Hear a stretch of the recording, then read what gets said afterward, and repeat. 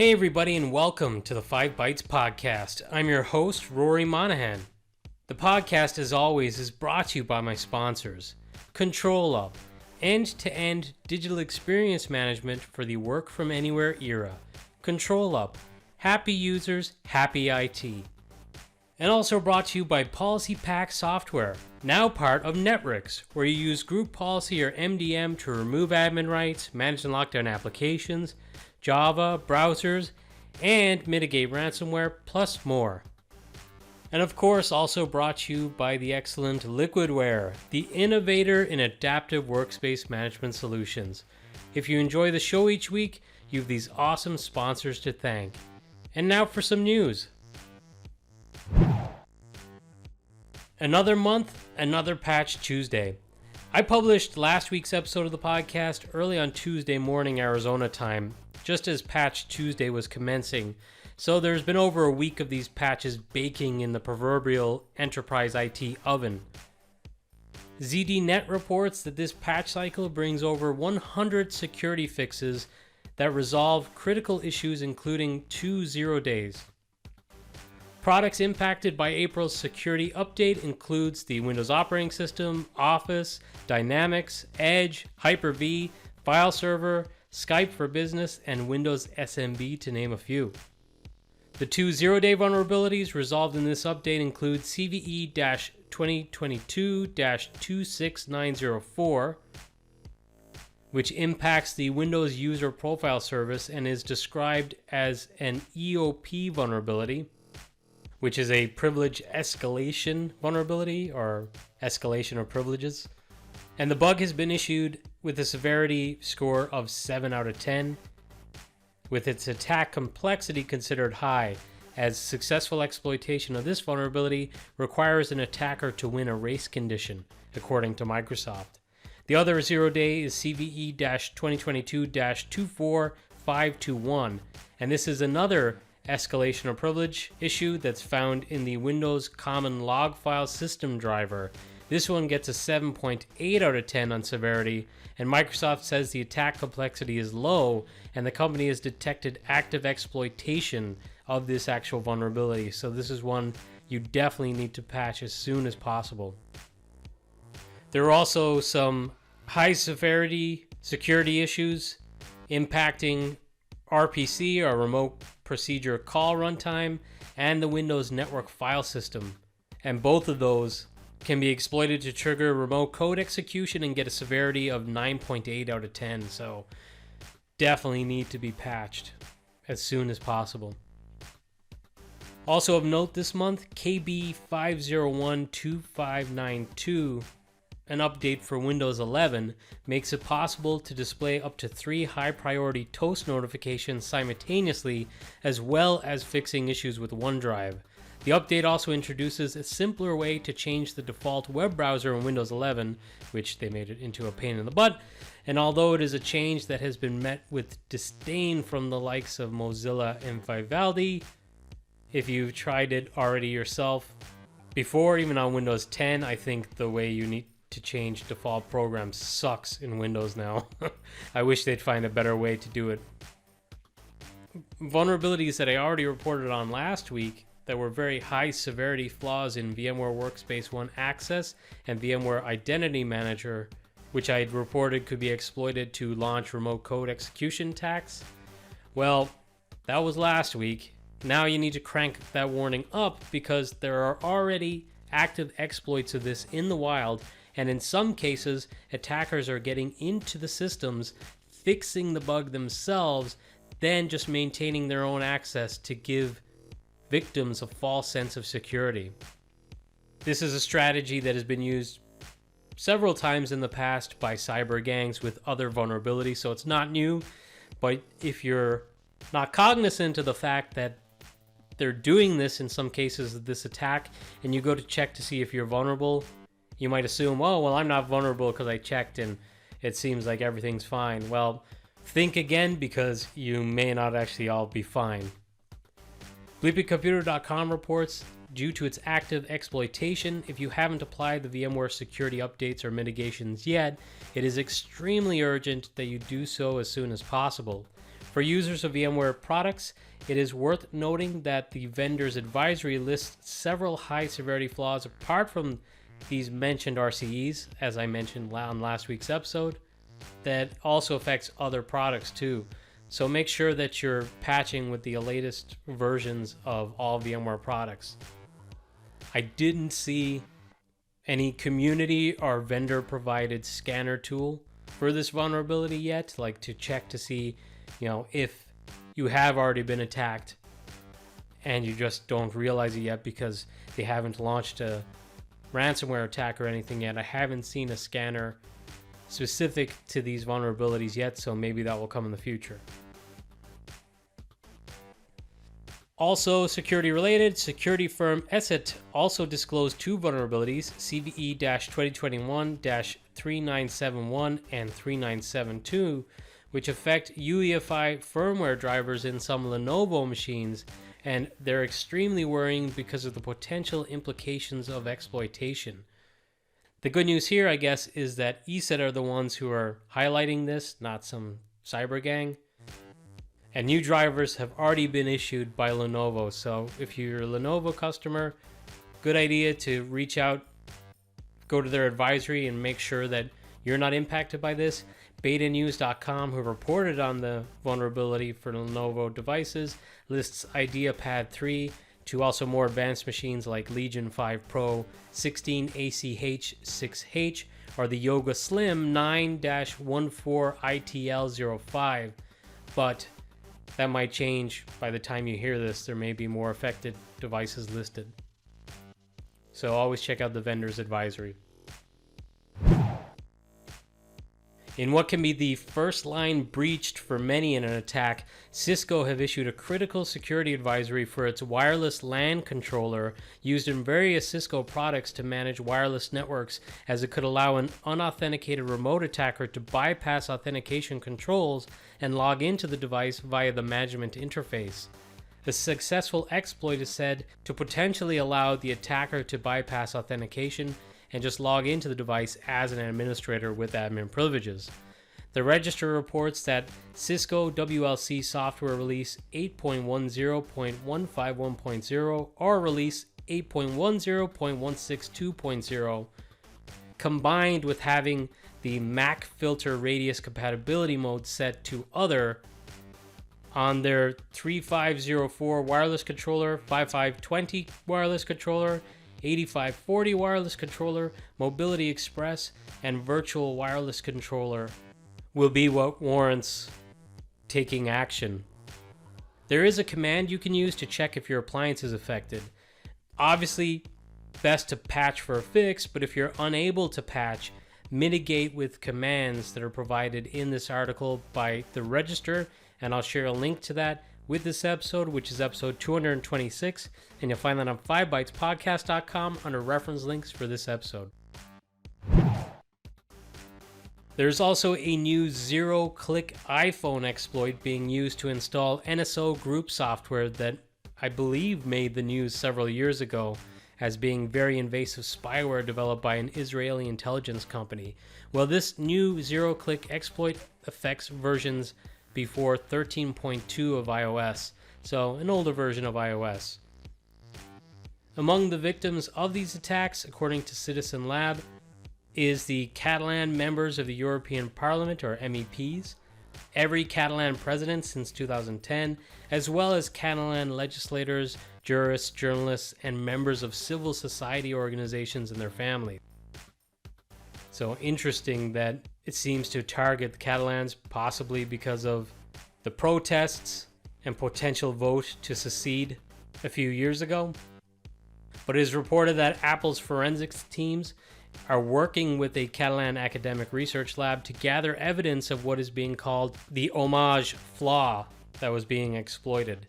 The understanding is this was fixed in version 13.2 of iOS and the more recent versions. And obviously the latest or current version of iOS at the time of this recording is 15.4. So odds are you're probably already secure if you keep up to date just updating your own personal phone. If you're in an enterprise and maybe you've got some non-day-to-day used devices that are used every so often, maybe you're a little less on top of things with updating those devices. Good idea to update those devices if you haven't yet. Get on to the most current if possible. ZDNet this week reported that Microsoft have disabled SMB version 1 in the Windows 11 Home Edition in the dev channel right now. The awesome Ned Pyle from Microsoft stated, "There is no edition of Windows 11 Insider that has any part of SMB1 enabled by default anymore. At the next major release of Windows 11, that will be the default behavior as well. Like always, this doesn't affect in-place upgrades of machines where you are already using SMB1. SMB1 is not gone here. An admin can still intentionally reinstall it," according to Ned. Pyle went on to say that Microsoft will be removing the SMB1 binaries and that both Windows and Windows Server will no longer include the drivers and DLLs of SMB1.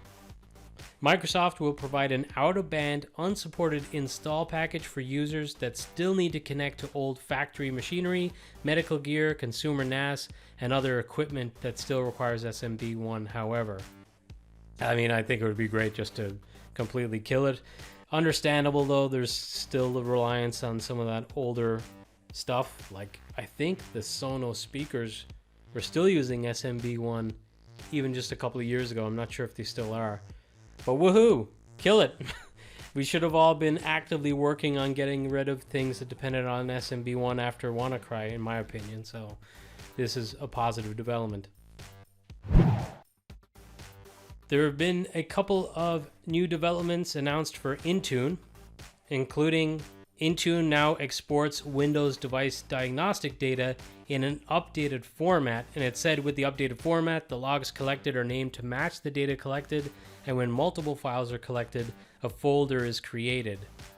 With the earlier format, the zip file used a flat structure of numbered folders that did not identify their content, so if you're collecting multiple logs, you might have been confused of, what log related to when you captured it, for example. And also now you can use the uninstall assignment type to remove DMG type applications on managed macOS devices from Microsoft Endpoint Manager. Slashdot.org had an interesting post that I never really considered, but university researchers discovered and shared that popular web conferencing apps fail to disable device microphones, and that these apps have the ability to access audio data when muted, or even in some cases actually do so. The research is described in a paper titled "Are You Really Muted? A Privacy Analysis of Mute Buttons in Video Conferencing Apps." Researchers found that Cisco WebEx, as an example, queries the microphone regardless of the status of the mute button. They found that WebEx every minute or so sends the network packets containing audio-derived telemetry data to its servers, even when the microphone was muted. After the researchers reached out about their findings, Cisco altered WebEx so it no longer transmits microphone telemetry data. A Cisco spokesperson stated, quote, "Cisco is aware of this report and thanks the researchers for notifying us about their research. WebEx uses microphone telemetry data to tell a user they are muted, referred to as the mute notification feature. Cisco takes the security of its products very seriously, and this is not a vulnerability in WebEx," end quote. Which I guess, if you use WebEx, at least now they're saying that that's no longer the case anyway, so make sure you're on the latest version, I guess. But it wasn't just Cisco WebEx. I just use that as an example of something that was found in the study. Other apps studied include Zoom, Slack, Microsoft Teams and Skype, Google Meet, BlueJeans, Whereby, GoToMeeting, Jitsi Meet, and Discord. I'll share a link to the study if you'd like to read up on your video conferencing or web conferencing app of choice. Really good job on the research by the universities. There's been an update to the Windows terminal. It now allows windows created by console apps to appear above the terminal window. There's a GIF within this update on GitHub that shows an example of executing PowerShell within the terminal, and that launches a UI from the PowerShell script, and that now overlays on top of the terminal. It's not being hidden behind it. Small update, but hey, every little helps. Daniel Schell published an in-depth analysis of VSTO Office add-ins and how they can be leveraged to execute .NET assemblies from the internet. It was one of those things that when you think of it, of course they can do that. That's what they're designed to do. They are the perfect vessel for doing this. If you have ever had to deploy and work with VSTOs, even when they are legitimate and used by a vendor, they could be a pain in the arse due to requiring security rules to be loosened in order to allow them to download from maybe a hidden source that's being blocked by default in your organization. And just all kinds of madness for enterprise environments when using VSTOs. I've never enjoyed using them. They were a pain in the butt, and hopefully further highlighting this may steer customers away from allowing them into their organizations and just kill them off as a concept entirely. Stern but fair. Microsoft announced the public preview for Health Probe support in Azure Container Apps. It said that the Health Probe support will provide developers more control over their applications. It also says that readiness, liveness, and startup probes are now available over HTTPS and TCP protocols. I haven't done a whole lot with Azure Container Apps myself. I know that just in general with things like Docker, one of the problems was if you deploy a bunch of containers, you can't really have visibility of all the machines and where on the network and what network resources all those containers are then using, and being able to see interdependencies easily. I used to use something called NewVector a few years ago for those purposes, and that was really awesome, and they got bought by SUSE, which I always mispronounce, but yeah, this is a space, this orchestration and transparency and visibility is a big deal in those types of environments, so I'm sure this is a welcome announcement. Also announced this week was approvals in Teams is now available in Microsoft 365 F1 SKU for frontline workers. Approvals in Microsoft Teams enables everyone from frontline workers to corporate headquarters employees to easily create, manage, and share approvals directly from your hub for teamwork. Approvals is now available in the F1 SKU that is targeted for frontline workers, so now frontline workers can do things pretty seamlessly and have these workflow processes that require approval at the end and have it all work within Teams. Interesting concept, kind of building maybe a workspace and workflow within Teams, kind of getting flashbacks of some of the features in Citrix Workspace that were announced at Synergy 4 years ago. But hey, cool to have this type of thing. I know that ServiceNow and various different portals also have this type of functionality, so getting that in Teams, which is very widely used, is welcome. Also announced this week by Microsoft was general availability of enhanced network security features for App Service Basic SKU. So the App Service now supports VNet integration for outbound and private endpoints inbound all the way down to the basic SKU. The App Service VNet integration feature enables your apps to access resources in or through a virtual network, but doesn't grant inbound private access to your apps. For inbound access, you need private endpoints, which allows clients located in your private network to then securely access your apps over private link, which eliminates exposure from the public internet. So that kind of tunneled view, I guess. With this update, you can use lower cost tiers and achieve the same level of security that you could previously only achieve with the high-end SKUs. If you're currently using a high-end SKU to achieve this, you can check out the techcommunity.microsoft.com announcement for this, and there's some steps that you want to take in order to do so. And if you just want more details, check out the link with this episode as well. In more Microsoft announcements this week, the public preview was announced of Azure Virtual Desktop RDP Shortpath for public networks. So I've talked a little bit about the RDP Shortpath feature just in general when that was originally announced in preview, and I think it's generally available now too. I've talked about it a couple times. Well, now this one specifically for public networks. Denis Gundarov wrote that this feature establishes direct UDP flow for RDP. However, it does not require any inbound ports to be opened on the firewall. Instead, it will automatically select the network conditions. It uses a combination of NAT traversal protocols such as STUN and UPnP, and the process of interactive connectivity establishment. RDP then would establish the direct UDP flow in most network setups. As a result, your users would get lower latency, better network utilization, and high tolerance to packet loss or network configuration changes. To demonstrate the benefits of RDP Shortpath, there's a video in the blog post, if you want to call it that. It's a tech community, it's kind of like an announcement post, but he's got a great video showing Microsoft Flight Simulator, which is pretty intensive, and he's watching the video over 2 RDP sessions, one with reverse connect TCP transport, another using RDP Shortpath, and you can see a pretty significant difference in performance.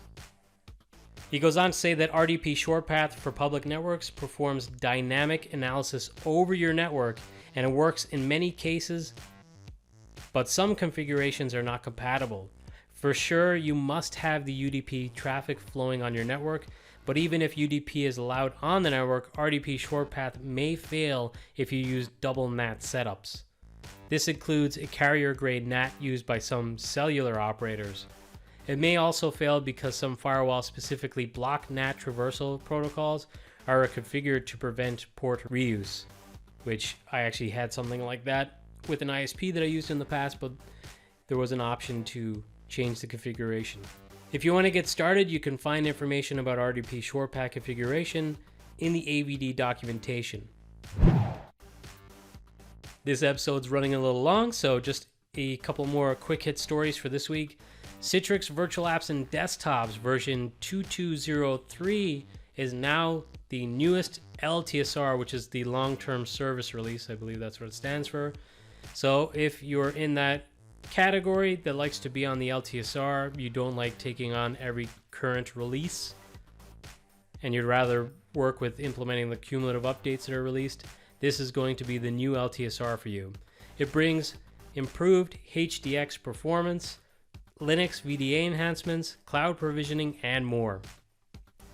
I look forward to hopefully a Go EUC analysis showing the performance differences for this LTSR versus maybe 7.15 and 7.6 as well. That would be cool, guys. Hint, hint. Please produce.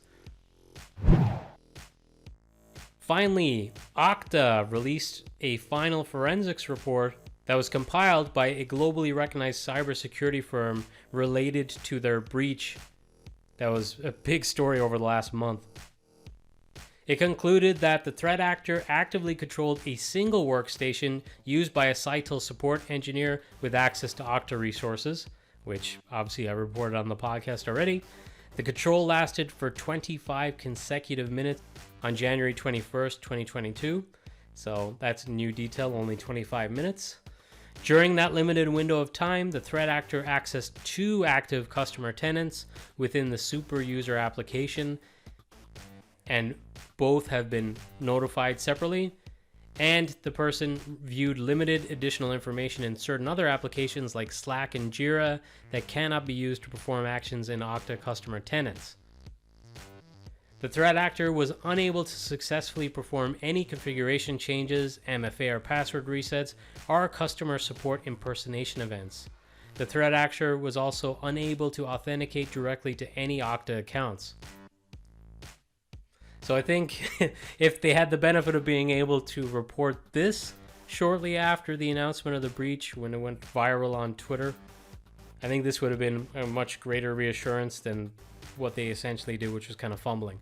But if I was an Okta customer today, I'd be pretty satisfied with this. It sounds like it was very, very low impact, and it seems like what they had in place did protect customers. So hopefully a happy ending.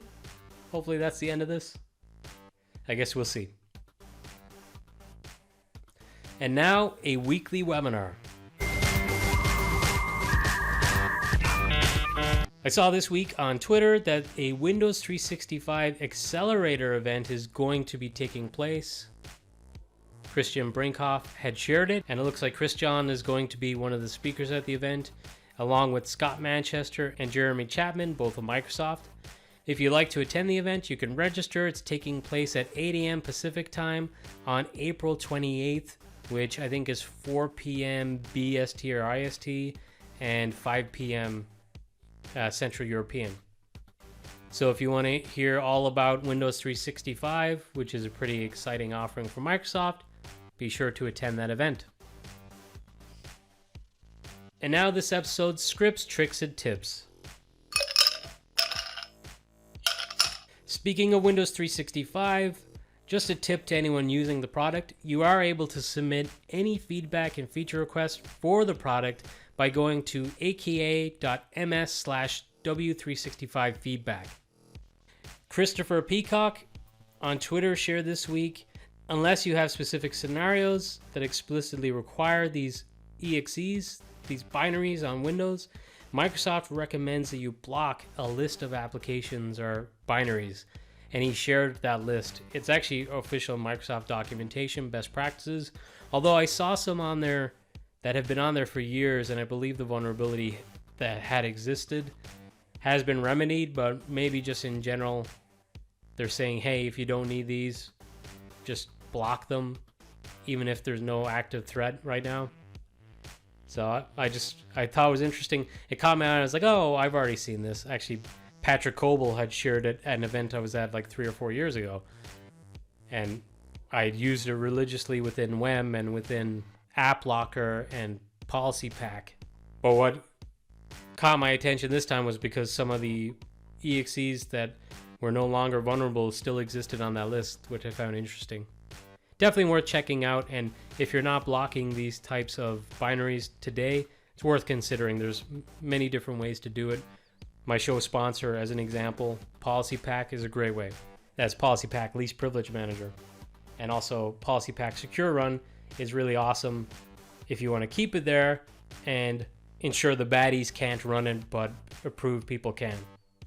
Speaking of Twitter, I had a discussion this week about Microsoft ending support for Office 365 apps on Windows Server 2022, which I talked about a couple of times on this podcast. It's been a concern because people who are maybe like Citrix customers, VMware Horizon customers, using RDSH, feel they may be forced into using a much more expensive one-to-one alternative in order to support and deploy Office 365 applications in virtual environments. And there's basically been a call put out to everyone in the community. If you think this is BS and you'd like to still be able to use it in those maybe published desktops as an example in future, push back, let yourselves be known. Contact your Microsoft rep and voice your concerns. Let them send it up the chain. Give that feedback to Microsoft, because if they don't know that we don't like it, then they're just going to roll ahead and do whatever they feel is best.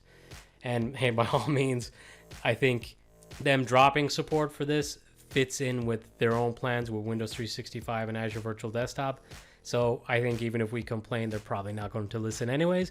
But hey, let's complain anyway. Complain together. On last week's Scripts, Tricks, and Tips, I shared a tip about advanced searches within Twitter by Tessa Davis. Well, she had another excellent thread this week with 7 Zoom hacks that you probably haven't heard of. A lot of people are using Zoom now, and these are ones that you'll be glad to learn, so check that out. I recently featured this blog, but I wanted to feature it again. But Brooks Pepin had an excellent blog post on how to speed up Intune enrollment with SCCM co-management. It seems like Intune MEM adoption is greatly accelerating, so this type of content is very timely. Sharing.net had an excellent blog post as well this week on automating building custom Windows images for Azure Virtual Desktop with Packer and GitHub Actions. So there's various different solutions and blog posts on this topic. I don't think I've seen one using Packer before, so very cool to see these different types of automation platforms and technologies being used. Great to see how everyone else is doing it. Excellent stuff. Microsoft published updated steps for securing domain controllers against attack. So always good to have the latest information. Check that out. Alex Durant posted a blog on creating a domain join account for AVD and basically things you need to consider when you're using Azure AD Join, things like delegating control, permissions, and what type of permissions an account should have when joining a device to a domain.